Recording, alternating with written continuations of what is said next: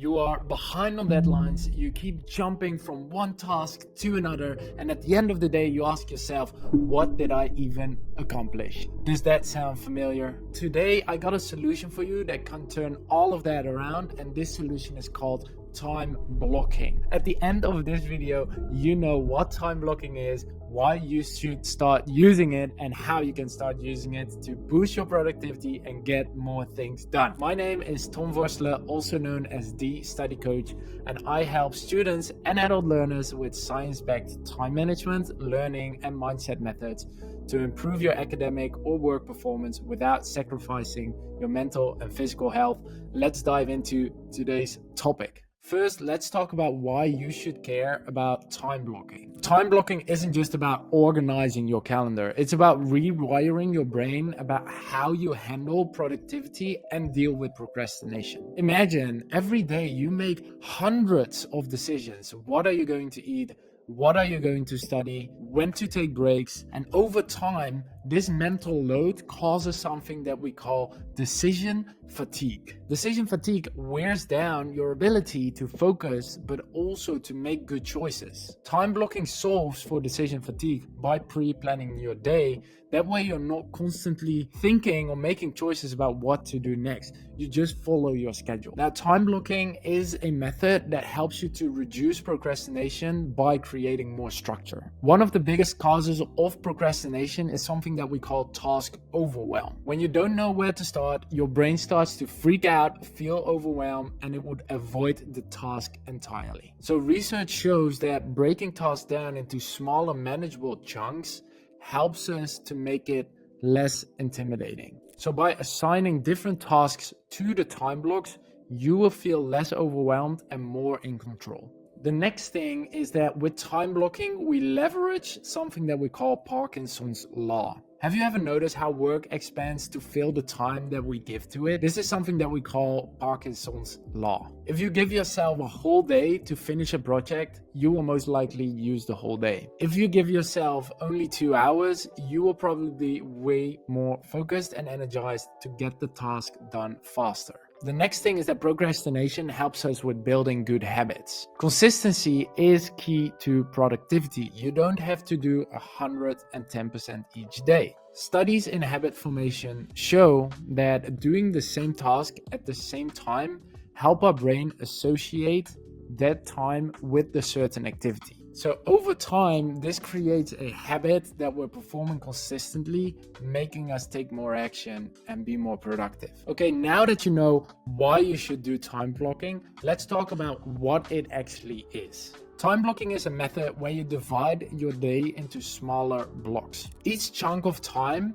has a dedicated activity or task attached to it. So think of your day like a huge puzzle. You're assigning each piece to a certain task and see where it fits in your day. So now that you also know kind of like what it is, if you're ready to implement it, here's a simple 3-step process on how to get started with time blocking.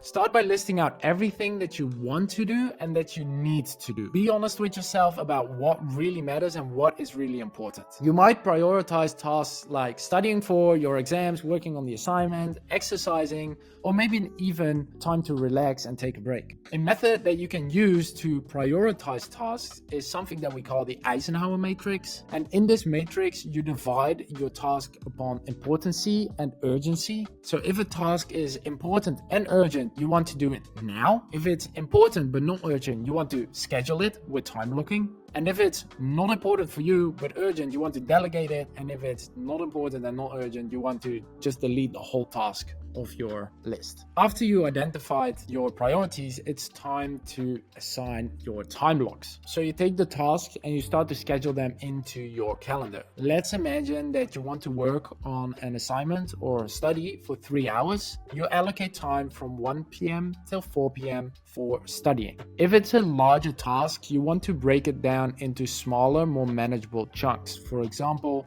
45 minutes studying, 10-15 minute break, 45 minutes studying, 10-15 minute break, and repeat that for the 3 hours. So as I mentioned, don't forget to schedule your breaks. According to research about something we call the ultradian rhythm, your brain can only fully focus for about 90 minutes max. And if you can't focus for 90 minutes, then go back to the Pomodoro method where you study for 25 minutes and you take a 5-minute break and you repeat that for 3 cycles such that you also reach the 90 minutes. The most common mistake that people make in those breaks is that they start checking their phone. And research shows that as soon as you check your phone or any notification, your brain is distracted for almost 23 minutes.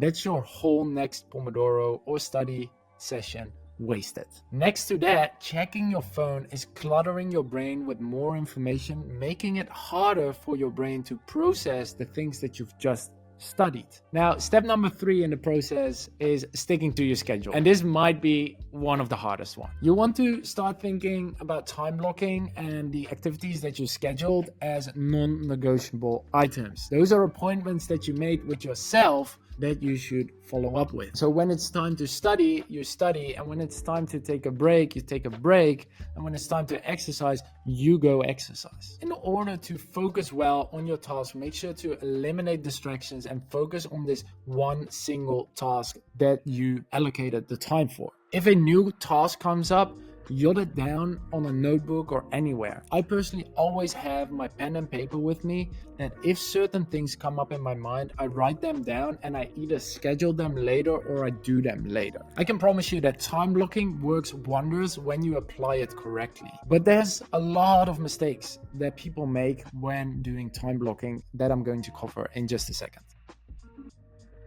Mistake number 1 is overloading your schedule. If you pack your day without sufficient rest in between, you will quickly feel burned out because you're not creating time for the things that you enjoy doing. Therefore, make sure that you allocate time for things that you enjoy doing and plan your priorities around that. Mistake number 2 is that people are being too rigid with themselves. Life happens, so you want to be flexible around your schedule, but also not postpone everything till like a day later, but be kind and nice to yourself and adjust accordingly. Mistake number 3 would be not planning at all. So start planning already in advance, the day before, or at least maybe the Sunday before the next week is coming up. That way you've done a lot of thinking and planning before actually executing on the tasks. Now, if you've managed to create your time blocking schedule and you're already working on this, let me give you some pro tips on how to optimize your time blocking. Number 1 is color coding your calendar. Use different colors for different type of tasks. For example, my non-negotiable items are always red. That way I can see them and I'm not allowed to schedule anything over those red items. All the other ones have blue colors, yellow colors, depending usually on what color I associate with a certain task. Number 2 would be to group similar tasks. So for example, when I'm creating and making content like this, I'll do that on the same day, such that my brain is in that creativity mode. Also appointments back to back to back, because then I'm in the talking and solving mode. But doing deep focused work, morning sessions, only for deep focused work, no meetings in between. This next tip is something that a lot of people neglect: reflecting and refining your time blocking. At the end of the week, you want to evaluate how you did in regards to your time blocking. Maybe you overestimated how much time it would take you to do a certain task, or maybe you underestimated some tasks. So each week, try to adjust and adapt your schedule accordingly, and do this for at least 60 days before drawing conclusions that time blocking isn't for you. I've heard so many students say to me, time blocking doesn't work for me, and they've only tried it out for a week. So what I've learned from one of my most favorite books about productivity, called The One Thing, is they say in regards to time blocking, start with planning your time off, so your breaks. Next thing is plan your most important thing, which is most likely your studies or your assignments. And number 3 is that you time block your time blocking time. This means allocate 1 hour each week to block the rest of your week. So I remember when I first started time blocking, it was just very limited. I was procrastinating on things. I just started to allocate smaller bits of time to do certain tasks. But once I really started time blocking, I actually got way more things done in less time. And I also started to respect my boundaries way more, which helps me to create more appointments and respect my time. So if you're ready to take over control of your time, start with just allocating 1 or 2 simple and most important tasks on a daily basis and start building from there. Now, if you found this video helpful, make sure to hit that like button and share this with someone who could also improve their time management. This channel only grows from you sharing it. We don't run any paid advertisements to it, so I would highly appreciate it if you would share it with someone who could use this. Now, don't forget to subscribe for more productivity, time management, and study methods. And if you want to know which study method you could use in one of your next study blocks, then check out my latest video about the Feynman technique, where I teach you how to learn more and learn faster.